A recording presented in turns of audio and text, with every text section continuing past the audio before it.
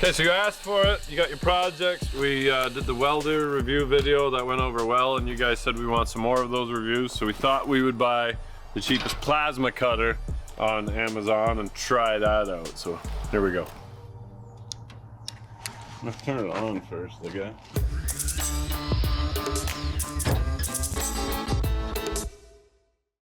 All right, so we're building a kind of a flatbed for our Fargo roll-off, and of course we run out of oxygen and acetylene, and it's really annoying. So time to bust out the plasma cutter and see what kind of quality you get for a couple $100. Now these used to be super expensive 10-15 years ago, and the price has come down to where this is actually a really nice handy tool. The tips are replaceable and expendable. That is the biggest thing, is to be able to replace these tips and get these tips. If you run out of tips in the middle of the weekend, that's going to stop you because it's going to start cutting horrible. But as long as you have a little bit of compressed air and a little bit of electricity, you can keep cutting till your face is blue. So we'll see how long these last. Okay, so the reason we're reviewing this is that it's the cheapest one on Amazon, but it's got a bunch of stellar reviews. Now we're not sure if those stellar reviews are just AI bots out of China or if it's legit. So we'll see what it does with a little bit of clean steel, a little bit of rusty steel, 110 volt or 220, see what the difference is. See if I recommend spending the money or spend thousands more. You got air pressure gauge, and then your setting on how strong you want your plasma to be. That is always just set her to 11. That's good enough. If it cuts through 1/2 inch, it'll cut through 1/16. It already comes with Teflon, your fittings to connect your hoses, air pressure regulator, and your dryer. So it is very important that you do not get moisture inside of this. That will affect your tips, and you'll blame it on a bad wand and rust, and you'll throw this thing to the ground.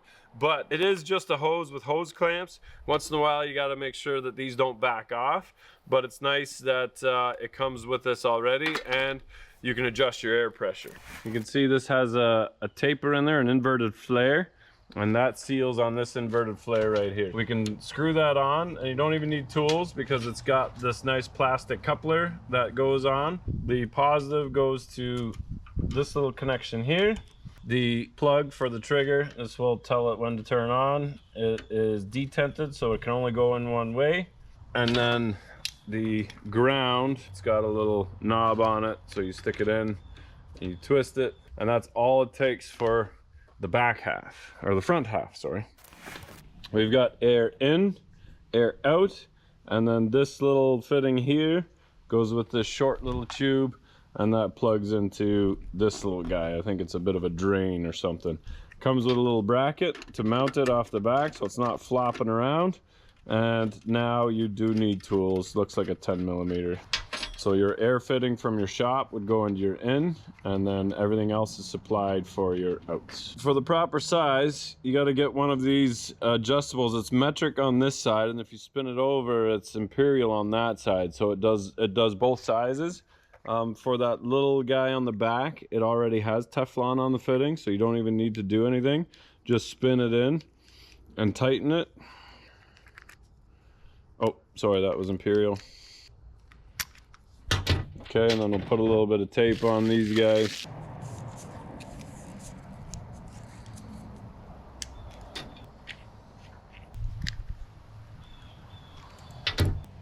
Nothing worse than hearing air leak all the time. It's already here.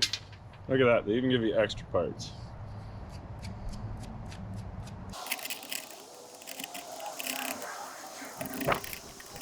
Back to metric size.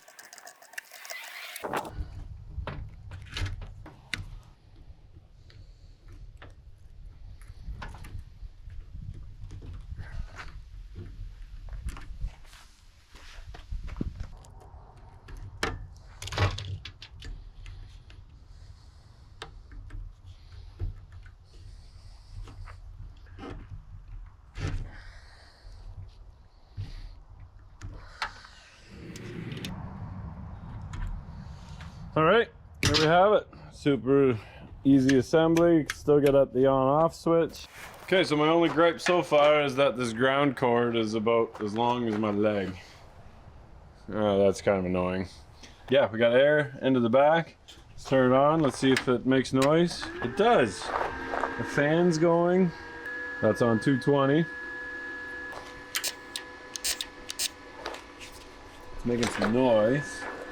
Let's make sure that there's air coming out.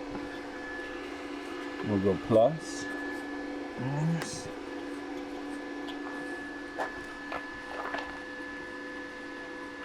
There we go. Now we got some air. Let's give her 90 pounds. All right. We've got numbers. We've got a power button. And now we've got steel. Now this steel was fresh, clean, came out of the mill this morning.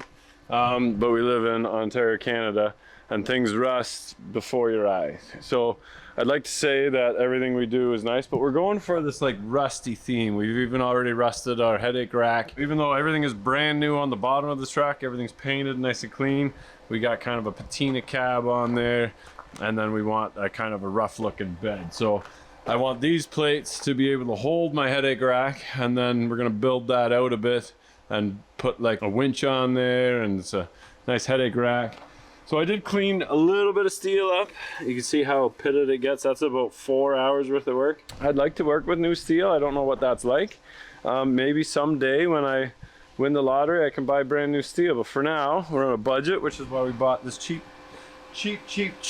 plasma cutter. And we're gonna see if it makes some sparks and cuts this steel. Here we go.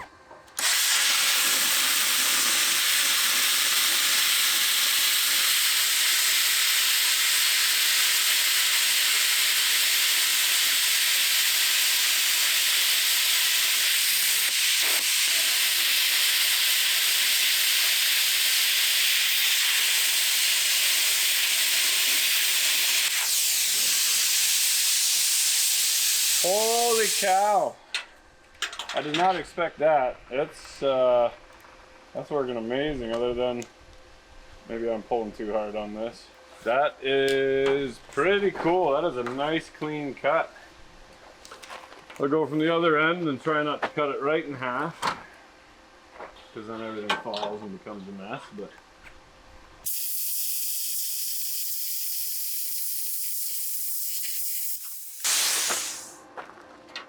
so wow, I did not expect that. Look at how nice and straight that cut is. Look how I don't line up. I'm glad I'm not connecting railroads. But that's an old crappy piece of steel, and that works really, really good. That is quick and nice and neat. I am very happy with that. Let's keep going and see what this looks like. This is kind of crazy.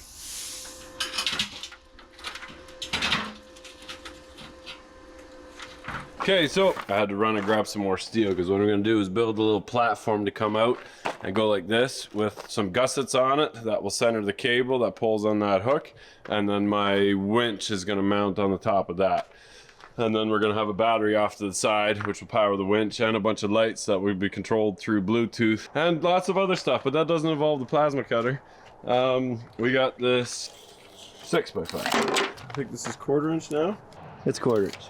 So let's see how well the plasma works on 1/4 inch rusty steel that just came out of the mill this morning in Ontario, Canada.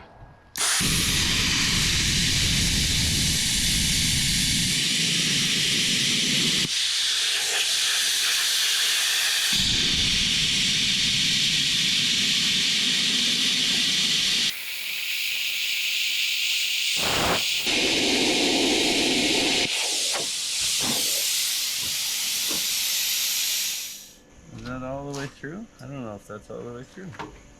Did I go too fast? Oh, it's all the way through. We got her.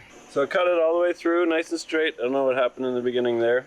But nice thing about plasma too is it doesn't heat it up too much, so you can touch it not bad, almost right after. I still wear gloves. I'm just saying it's colder than if you were to use torches, and then that means less warping too.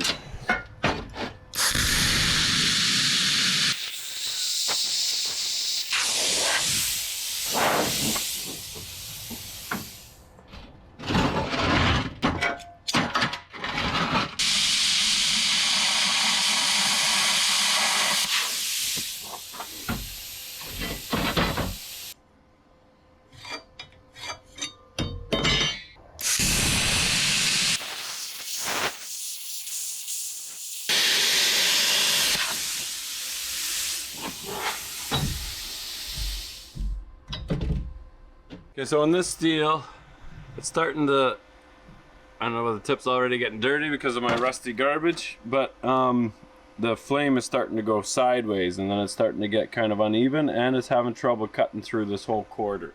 So that's interesting. We're gonna go a bit thicker now. This is just a touch thicker yet. Then we gotta notch this out. See how it does.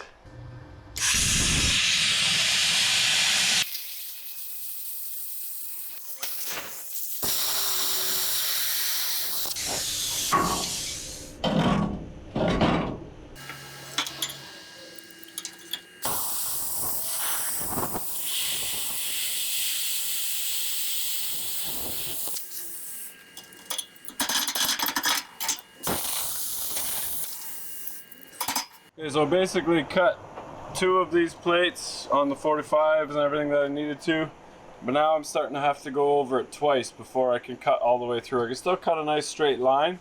Grinding where you're gonna cut does make for a nicer cut. Before that, this one's starting to get messy, and I had to replace my tips already, so they don't look terrible. The cup is still in one piece, a little bit dirty. That's fine. This just a tiny bit of damage on the crosshair there, and that's starting to make the flame wander, I think. And this was just a tiny bit dirty, so definitely need more consumables. I'm gonna see if I can finish the job with what I've got.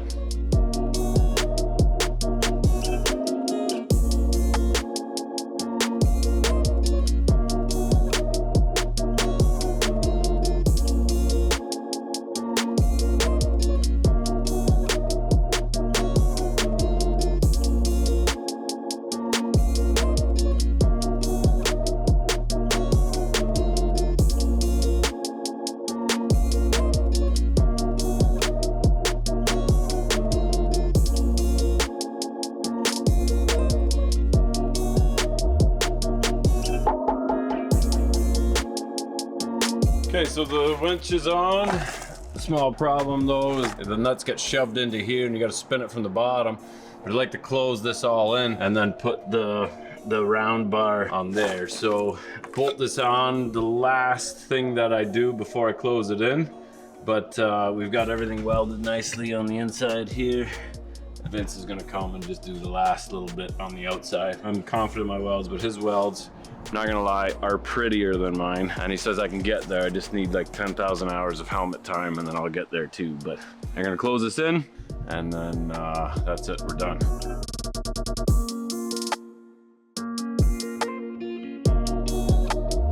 Okay, so I plasma cut all of the corners around this thing. So that's the inside. Now I just have to put my access holes for my socket for my winch from the bottom. I'm gonna blind start these holes and see if it'll do it. Starting to get a little reckless. Pretty well did everything that we needed to do, but went through 2 sets of tips for it. Now I'm starting to have to go over things twice, but it did everything I wanted it to do so far. Let's see if it'll poke these holes.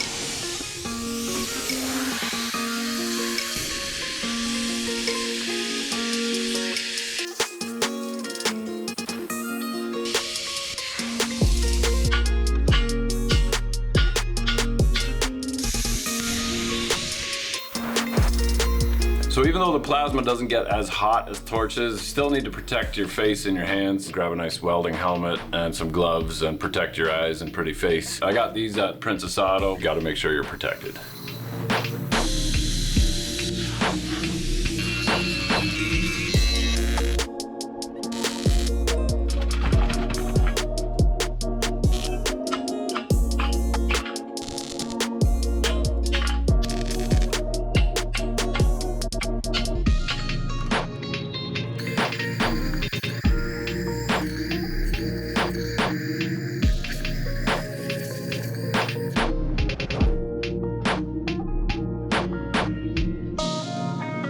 It is attached in so many different places and so many different pieces. I don't think that's ever gonna move. We'll put a couple more gussets on there. But, oh man, that looks beautiful.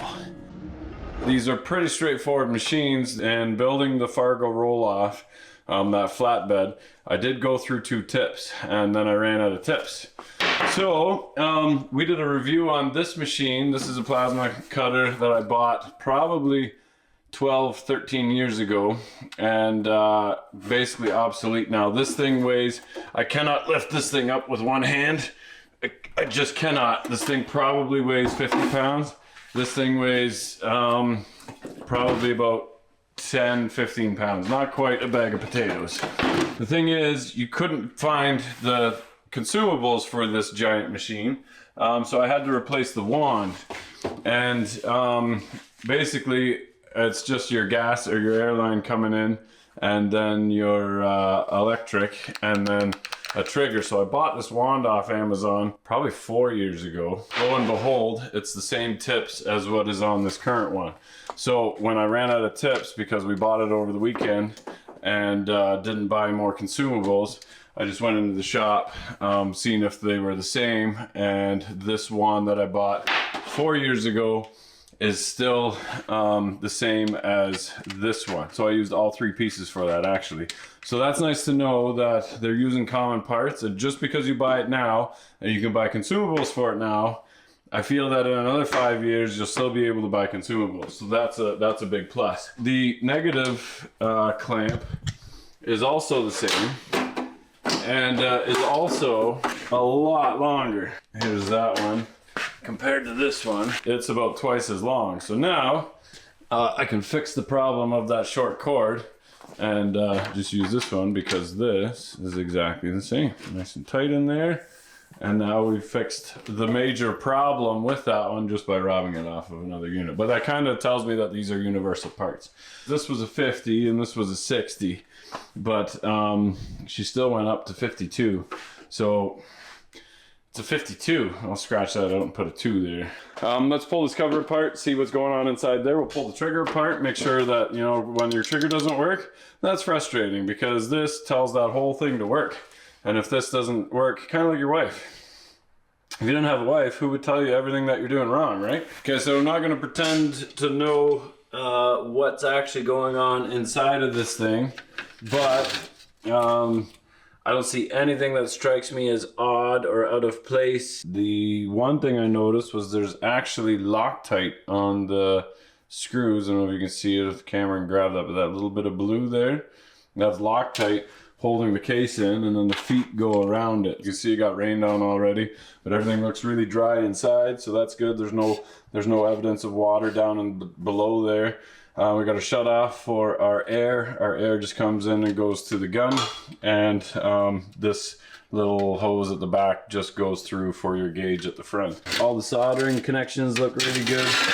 Everything else is tight and looks good. A chance that eventually these hoses could leak. We got just a hose clamp right there, but I don't think that's anything to concern yourself with right away. We got air in from the back. It goes streamlined with this little cover, and then goes right out the front, so your hot air comes out the front. When we did the review on the welder, we took the cover off and watched how hot things got as well, to make sure things didn't get hot. And of course it does use the cover to kind of shield the airflow and direct it in the right spot. But if it doesn't get hot with the cover off, it's definitely not going to get hot with the cover on. I kind of push that one to the max. I'll set up my heat gun, keep an eye on how hot things get, and we're still running it in 220. We'll turn it on, we'll cut as much as it'll go until it kicks out, but so far it's very impressive. So here we go.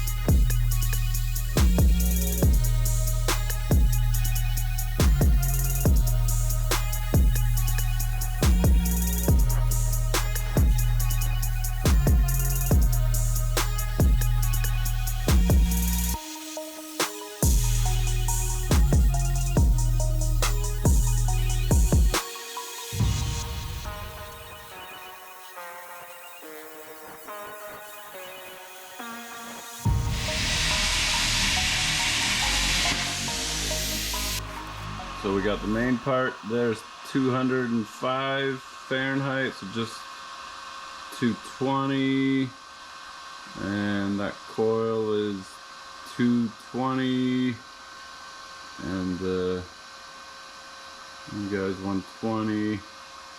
So really around boiling temperature, but not crazy.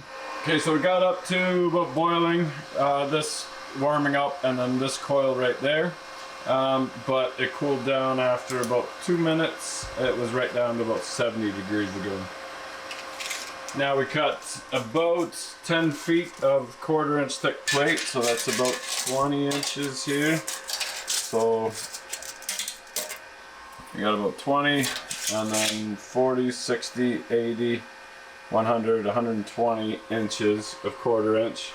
And that was pretty well all the way through. You can see the light there, so that it's not just gouging it. But I have to mention that I do have a fairly good air compressor, because you probably run out of air. If you're buying a cheap plasma cutter, you'll probably run out of air before you run out of plasma.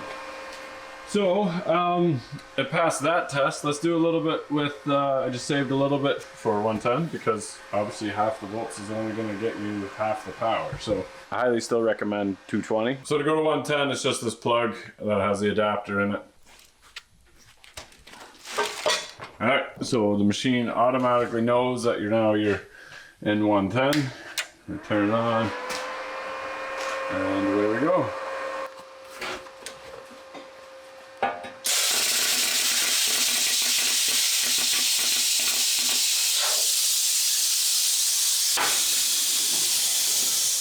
So it can't cut 1/4 inch on 110, which, let's go a little bit thinner and see what the max on that actually is. 3/16, let's see if it'll do that.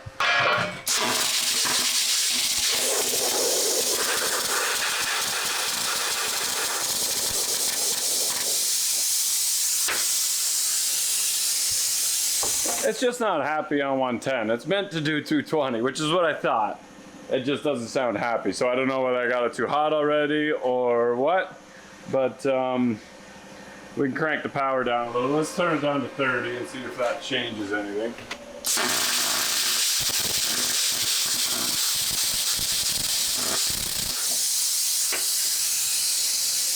Well, that's a no-go. I don't think there was anything to switch to 110.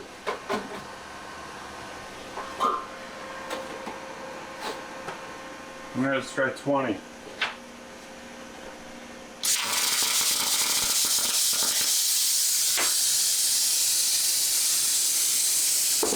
Okay, not happy. So let's put it back to 220. Make sure I didn't break it.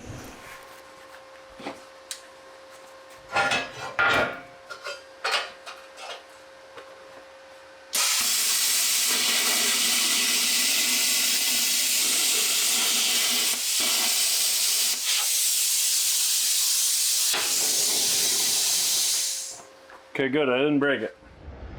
Okay, so the only thing left is the gun, and it's got the swivel on it, on here, which I really like.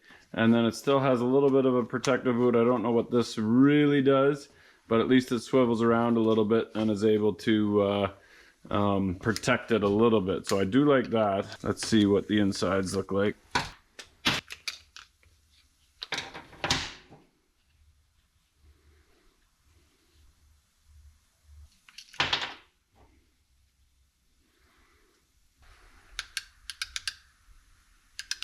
Okay, so the trigger wires are soldered on, which is nice to see. Everything is nicely loomed inside, so it's got your normal hose, and it's got a heat shrink around it going up to it.